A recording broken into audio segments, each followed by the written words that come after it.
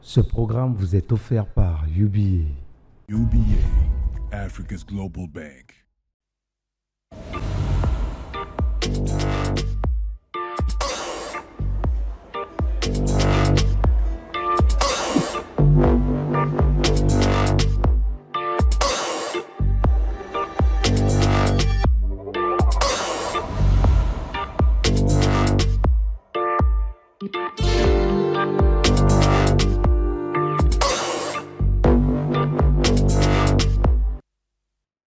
Bienvenue à tous. La gestion des finances fait partie intégrante de la vie d'adulte. Pourtant, c'est souvent dans ce domaine que l'on est le moins préparé au moment de quitter le nid familial. Certes, apprendre sur le tas est un enseignement brutal mais efficace. Toutefois, il est possible d'adopter une méthode plus douce en se préparant et en cherchant les bons outils pour la gestion de son budget. Avoir des finances saines permet de démarrer la vie active sur les bonnes bases. Vous comprenez donc que l'éducation financière a toute son importance. Vous allez mieux comprendre pourquoi tout au long de cette émission, puisque nous avons un expert sur le plateau. Mais avant cela, dites-nous, c'est quoi l'éducation financière? L'éducation financière, ce que j'entends par éducation financière, c'est déjà dans un premier temps, celui qui a un revenu, il doit savoir comment est-ce qu'il doit, sinon non seulement éponger ses charges quotidiennes. Voilà. Donc quand tu n'as pas de moyens, même pour éduquer tes enfants, c'est pas facile, c'est très difficile. Voilà. Donc c'est ce que moi j'entends dans l'éducation financière. Comment déterminer ça? Pour moi, je peux comprendre que l'éducation financière, c'est un apprentissage. Voilà, un apprentissage de l'économie. Éducation financière est donc le mot qui fait l'écho. Junior Premier, vous êtes la voix d'écho de l'écho. Dites-nous tout, la voix, c'est quoi l'éducation financière finalement?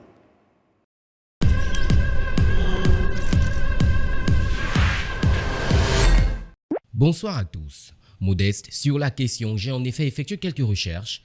Selon une définition du Conseil de l'OCDE, l'Organisation de coopération et de développement économique de juin 2005, l'éducation financière est le processus par lequel des consommateurs ou investisseurs améliorent leur connaissance des produits, concepts et risques financiers, acquièrent au moyen d'une information, d'un enseignement ou d'un conseil objectif les compétences et la confiance nécessaires afin de devenir plus sensibles aux risques et opportunités en matière financière, faire des choix raisonnés, en toute connaissance de cause, savoir où trouver une assistance financière, prendre d'autres initiatives efficaces pour améliorer leur bien-être financier.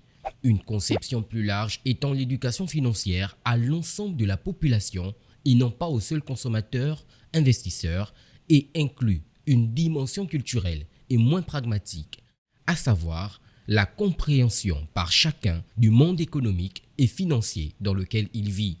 Il faudra donc retenir que l'éducation financière est essentielle pour garantir que tout le monde, quel que soit leur revenu ou leur statut social, non seulement ait accès à des services financiers pertinents, mais sache également comment les utiliser efficacement. Voilà, Modeste.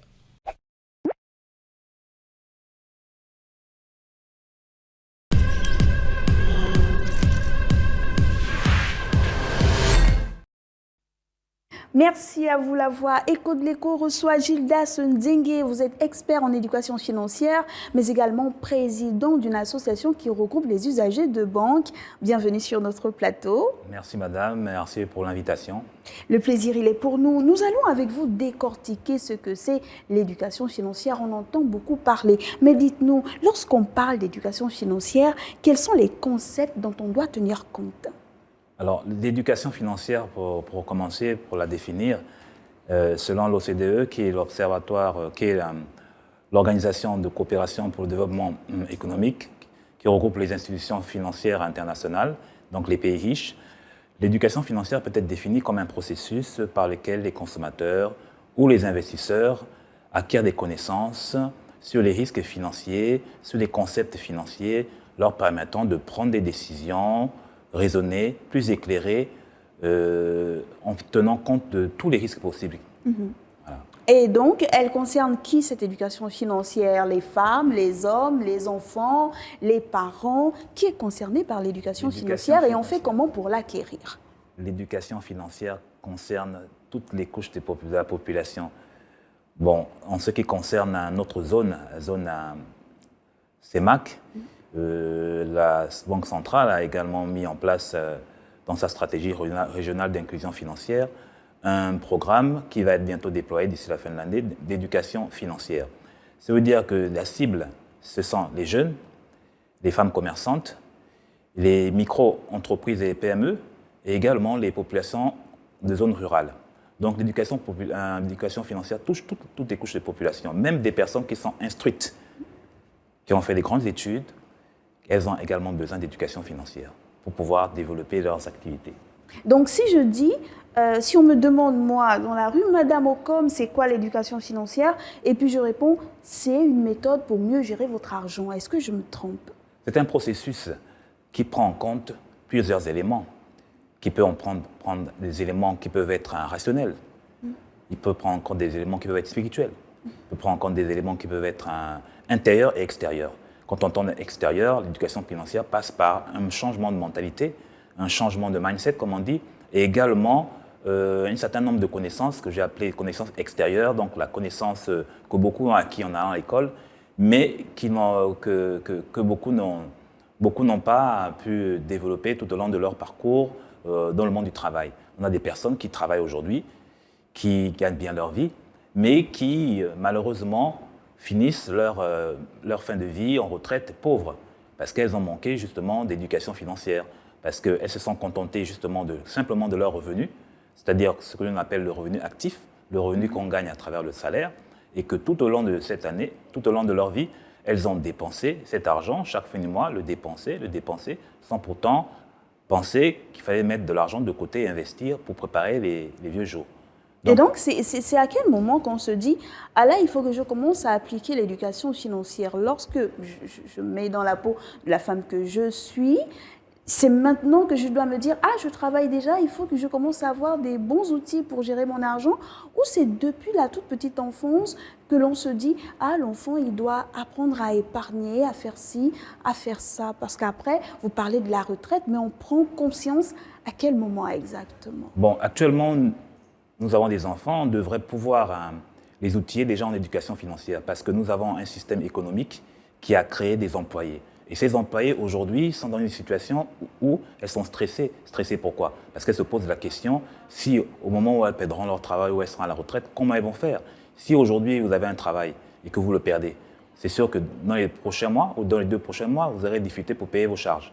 Donc, l'éducation financière, c'est pour interpeller aussi les populations, pour dire aux populations qu'il ne faut pas attendre des situations où vous allez perdre votre emploi, mais il ne faut pas attendre d'être à la retraite pour pouvoir investir sur ce qu'on appelle d'acheter des actifs. Ces actifs qui vont permettre aussi de générer des revenus pour pouvoir subvenir à vos besoins essentiels. Ne pas seulement vous focaliser sur le revenu principal qui est le revenu de votre salaire, qui peut vous faire défaut parce que même si on a un CDI, on peut perdre son emploi. Et si on perd son emploi, ce n'est pas sûr que les mois prochains, on pourra subvenir à ses besoins.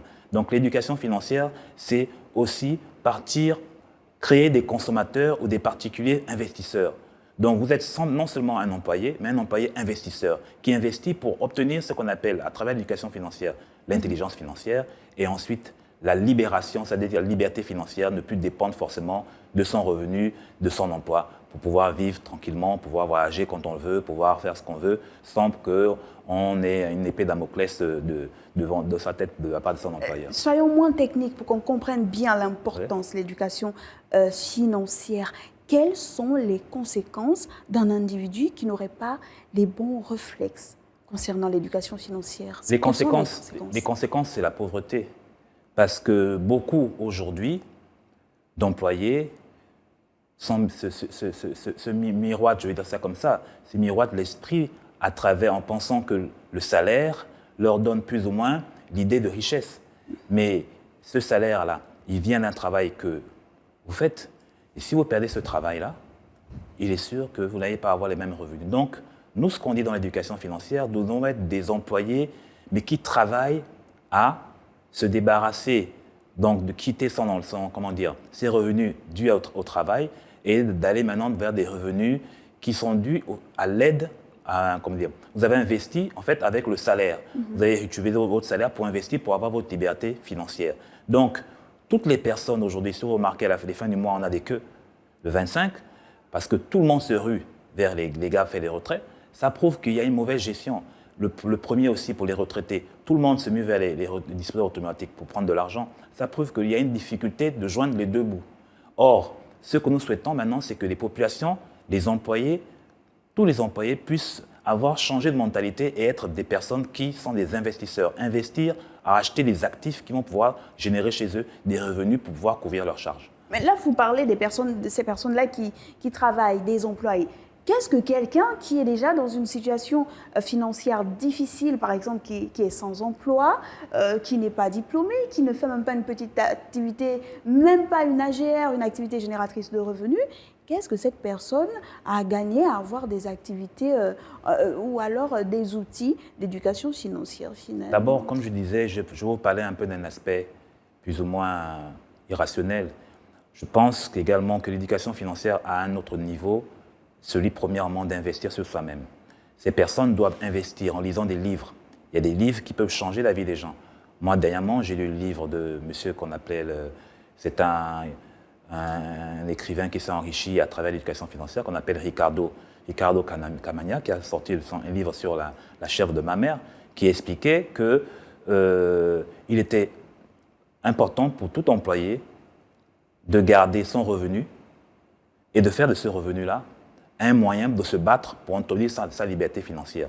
Donc, toutes ces personnes-là qui ont encore des difficultés, ce qu'on souhaite pour elles, c'est d'investir d'abord sur elles-mêmes, en lisant des livres, en allant dans des conférences si elles ont des possibilités, en suivant des séminaires.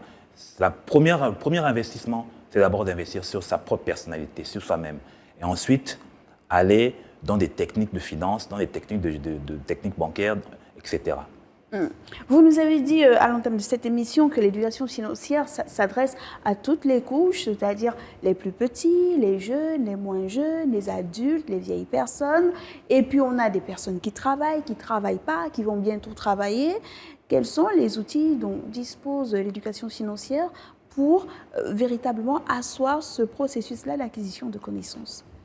Alors, ce processus d'acquisition de connaissances, nous sommes dans un système économique où nous sommes plus ou moins dans une prison. J'entends par là une prison qui n'est pas forcément physique dans nos mentalités. Donc il y a tout un système de monde économique qu'il faut pouvoir changer dans la tête des personnes. C'est de se dire que chacun de nous peut être un investisseur, chacun de nous peut être un créateur de richesse.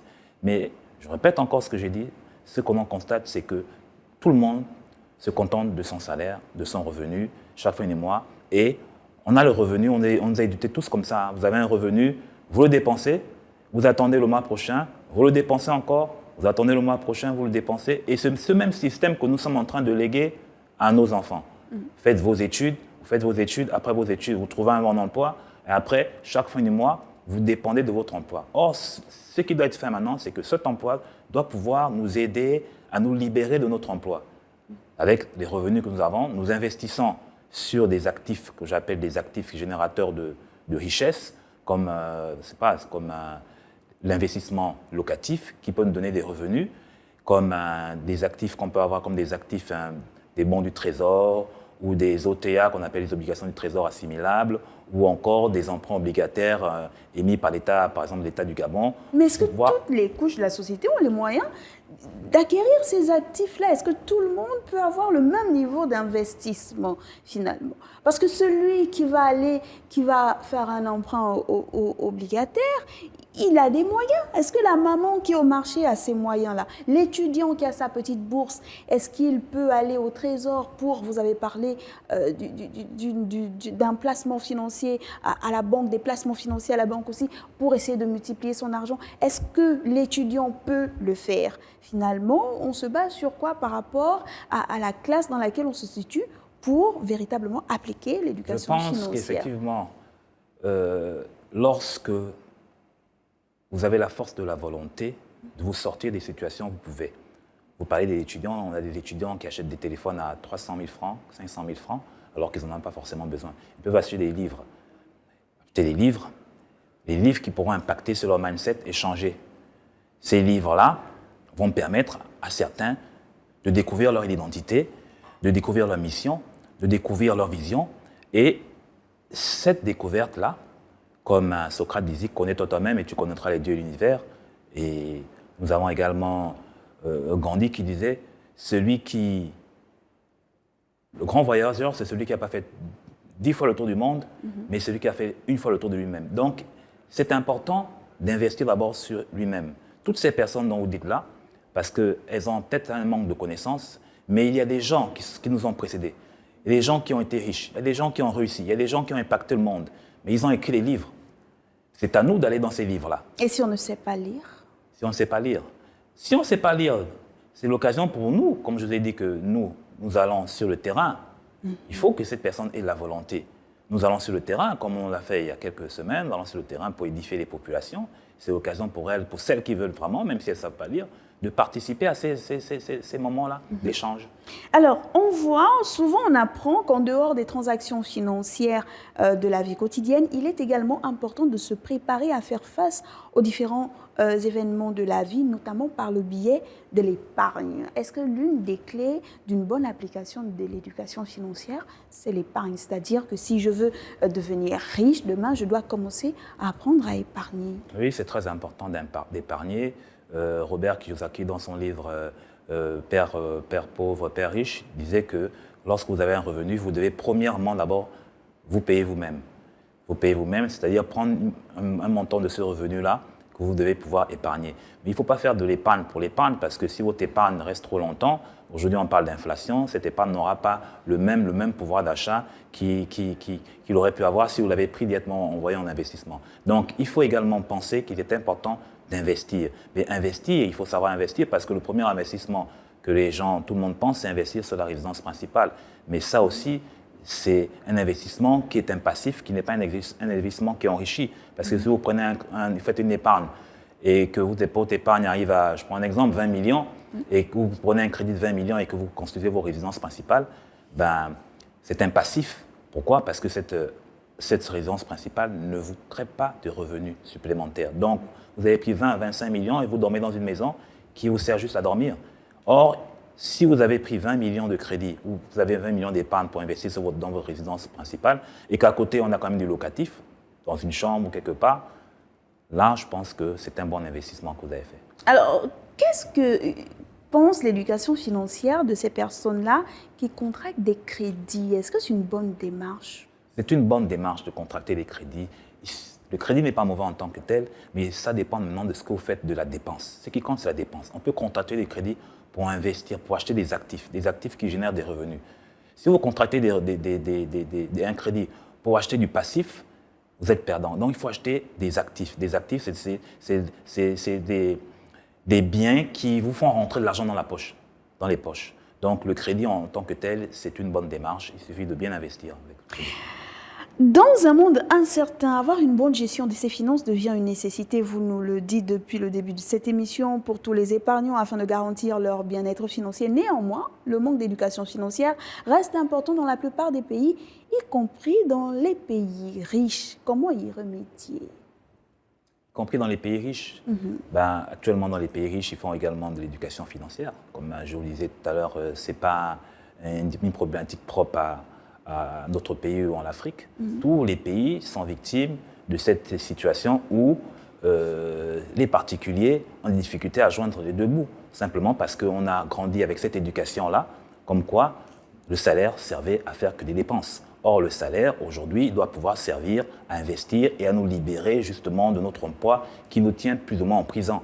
Quand vous travaillez, vous êtes obligé d'être présent, vous êtes obligé d'être là. Or, nous pouvons faire en sorte de quitter de cet revenu-là qu'on appelle le revenu salaire, qu'on appelle les revenus actifs, et d'aller vers des revenus passifs où on n'a pas forcément besoin d'être présent au travail, on n'a pas besoin forcément de donner notre temps pour avoir des revenus qui pourront nous permettre de vivre une vie comme si on était encore en activité. Alors, vous qui êtes expert en la matière, expert en éducation financière, dites-nous, cette éducation financière, qui la véhicule dans un pays? Est-ce que c'est l'État qui doit mettre en place des mécanismes pour vulgariser cette éducation financière? Est-ce qu'il faut se mettre en association pour aller dans des écoles, dans des marchés, dans des entreprises? Ou alors, c'est comme vous nous dites depuis le début, j'ai un peu de sous, je m'achète un livre et puis je lis pour m'éduquer moi-même. Qui est chargé de valoriser, de promouvoir l'éducation financière? Premièrement, pour notre part, c'est l'État, parce que ce serait intéressant pour l'État que toutes les populations soient outillées en éducation financière. Ça permettrait de réduire les incompréhensions entre les populations et les institutions financières. Et cela permettrait de mobiliser plus de ressources, les ressources dont l'État a besoin pour financer l'économie. Donc ces ressources-là, qui seront plus importantes dans les banques, vont permettre au Trésor public de financer les bons du Trésor et les obligations du Trésor à travers des ressources plus importantes. Donc l'État aussi peut jouer sa partition dans l'éducation financière. Nous avons également la Banque centrale, la Banque des États de l'Afrique centrale, comme je vous disais tout à l'heure, qui est en train de mettre en place sa stratégie régionale d'inclusion financière qui devrait être appliquée dans chaque pays. Et chaque pays de la sous-région devrait mettre en place sa stratégie nationale d'inclusion financière qui devrait avoir dans son axe numéro 1 l'éducation financière comme l'axe premier ainsi que la protection des consommateurs. Et puis au-delà, on a quand même la responsabilité des parents. Pas besoin de tenir de longs discours sur l'importance de l'argent aux enfants pour leur donner les bons réflexes en matière d'argent. On l'a dit aussi au début, mieux vaut être pratique. Alors moi, en tant que parent, je passe par quoi pour faire comprendre à mon enfant qu'il faut avoir une relation saine avec l'argent et très intelligente? Quels sont les outils que je peux utiliser pour mieux lui faire passer le message? Déjà, c'est une très bonne question. Les enfants, il faut déjà faire en sorte que nos enfants ne tombent pas dans tous les préjugés que nous avons vécus, nous, avec l'argent. L'argent, c'est pour le diable. L'argent ne fait pas le bonheur. Si tu as trop d'argent, tu es riche, c'est que tu es un peu dans les choses un peu floues. Si tu as l'argent, tu n'iras pas au ciel parce que le royaume des cieux, ce n'est pas pour les riches. Ça, ce sont des préjugés qu'il faudra enlever chez l'enfant. Après, il faudra essayer de donner à un enfant un billet pour voir comment il va le gérer. Et puis après, peut-être peut-il apporter une correction. Déjà, donner à son fils ou sa fille un peu d'argent pour voir comment il le gère. Et peut-être revenir après pour expliquer l'importance de l'épargne. Moi, j'ai déjà commencé avec mon fils en lui expliquant l'importance de mettre de l'argent de côté. Comme je l'ai dit tout à l'heure, comme M. Ricardo le dit dans ce livre, Le chef de ma mère, mettre un peu d'argent de côté qu'on appelle l'épargne contre l'épargne de précaution ou l'épargne d'urgence, c'est très important. Voilà. Un de vos collègues nous avait parlé, il nous avait dit le premier cadeau qu'un parent pourrait offrir à un enfant qui commence déjà à avoir un peu de conscience, c'est une tirelire. Qu'en pensez-vous? C'est une tirelire. Je pense que, pour ma part, le premier cadeau qu'un parent devrait donner à son enfant, ce sont des livres. Ce sont des livres. Donner à ses enfants l'envie de lire, et notamment les livres sur l'éducation financière, parce que l'école n'apprend pas l'éducation financière dans nos écoles. On apprend à former des comptables, des magistrats, tout ça, mais vous allez constater que même des gens qui sont experts comptables ou experts en finance, ils n'arrivent pas à joindre le deux bouts alors qu'ils ont un bon travail, parce qu'il y a un problème d'éducation financière. Malgré qu'ils aient fait de grandes études, mais on a des personnes comme ça qui se retrouvent des moments de retraite sans investissement, sans rien, ou des personnes qui se retrouvent à ne pas pouvoir joindre le deux bouts alors qu'elles ont un bon revenu. Donc, à l'école, on n'apprend pas cela. Il est important que dans nos écoles, on puisse introduire ces modules-là pour éduquer les personnes sur la finance et sur leur relation avec l'argent. Quelle peut être l'importance de l'éducation financière en cette période difficile? Vous le savez, on sort de la Covid-19, il y a l'inflation, la crise en Ukraine, les taux se resserrent un peu autour de nos économies. Quelle importance peut avoir l'éducation financière dans ce cas-là? L'éducation financière a toute son importance parce qu'elle va permettre aux entreprises, même aux particuliers, de pouvoir connaître ce qu'on appelle un budget. Je disais que l'État a un budget, toutes les entreprises ont un budget. Nous, les particuliers aussi, on peut avoir des budgets. Un budget en famille ou seul, vous faites un budget et vous regardez dans votre budget les charges qui peuvent être des charges pour lesquelles vous pouvez vous débarrasser, et des charges inutiles. Parce que des fois, nous avons des dépenses pour paraître. C'est pourquoi je vous disais tout à l'heure que c'était important de se connaître soi-même pour sortir du paraître et être. Une fois que vous êtes, il y a beaucoup de dépenses qui vont sortir parce qu'on a beaucoup de dépenses de paraître. Donc, en cette période d'inflation, il faudrait que plus les gens soient qu'ils ne paraissent, voire s'en sortir de cette période difficile. Avant de nous séparer, la question d'Edouard depuis le Cameroun. Edouard dit « Je gagne 250 000 francs par mois. Comment faire pour mieux gérer mon argent? Donnez-moi un exemple concret. » Alors, pour ces cas-là, en général, ce sont les cas qu'on ne peut pas répondre comme ça parce qu'il y a beaucoup d'éléments qui doivent rentrer à l'intérieur. Savoir est-ce que ce monsieur est marié, s'il est marié dans quel régime, est-ce qu'il est locataire, est-ce qu'il a des enfants, c'est des questions. Mais, comme je vous disais tout à l'heure, le premier investissement, je reviens toujours, c'est sur lui-même. Et il y a un livre également que j'ai lu de Ricardo Canemia qui dit, ce livre s'intitule « Kuntankite ». Battez-vous pour sortir, battez-vous pour obtenir votre liberté financière. Ce monsieur, s'il veut vraiment avoir sa liberté financière, s'il veut vraiment l'avoir de tout son cœur, il a la possibilité de l'avoir, quel que soit le montant. Ce n'est pas le montant qui compte, ce sont les dépenses qu'il peut regarder dans ses dépenses. Vous pouvez avoir un petit salaire, mais faire des bonnes dépenses. Il y a des personnes qui ont des bons salaires, mais qui font de mauvaises dépenses, qui font des mauvais investissements. Donc, ce monsieur, on peut lui dire de regarder dans ses dépenses, et s'il fait de bonnes dépenses, il pourra s'en sortir. Merci beaucoup, c'est la parole d'un expert. Merci beaucoup à vous, Monsieur Gildas Nzenge. Vous êtes expert en éducation financière, mais également président d'une association qui regroupe les usagers des banques. Merci d'avoir répondu à notre appel. On espère vous recevoir très bientôt parce que les temps sont durs et on a besoin véritablement de certains outils pour éduquer financièrement les populations. Alors, l'éducation financière nous donne la possibilité d'atteindre la stabilité économique. Notre expert vous l'a dit, c'est-à-dire pour prévenir et éviter les situations de stress économique telles que l'endettement incontrôlé. Par conséquent, il est important de connaître les concepts de base, il faut lire et de savoir comment les utiliser dans la pratique. L'économie et les finances personnelles ne sont pas des sciences complexes, bien que de l'extérieur, beaucoup perçoivent le contraire. Cependant, lorsque l'on veut véritablement étudier quelque chose, on s'en donne les moyens. Alors, s'il vous plaît, donnez-vous les moyens de mieux appliquer l'éducation financière. Vous allez voir, ça va beaucoup vous aider. Il faut vous y mettre dès maintenant. Merci de nous avoir suivis et surtout, n'oubliez pas, le temps de la réflexion est une économie de temps. Au revoir.